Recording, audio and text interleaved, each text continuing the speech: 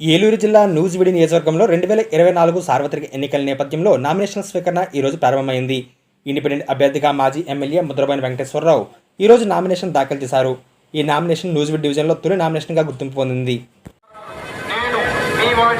గత 10 సంవత్సరముల నుండి నియోజకవర్గ ప్రజల శ్రేయస్సుకై అహర్నిశలు కృషి చేస్తూ ఉన్నాను.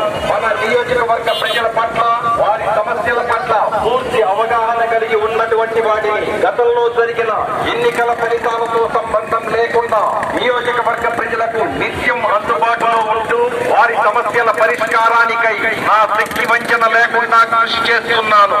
తాజాగా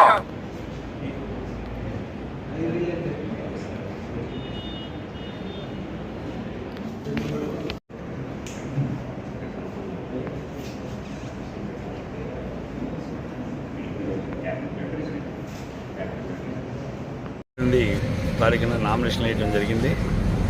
అందులో మరి మీరు చూసే ఉంటారు మీడియా మిత్రులందరూ కూడా. అంటే అనుకోకుండా నిన్న సాయంత్రం అనుకున్నాం, ఇవాళ మార్నింగ్ ఎమ్మటే నామినేషన్ వేయటం. దానికి అంతా కూడా ప్రజలందరూ కూడా సహకరించారు.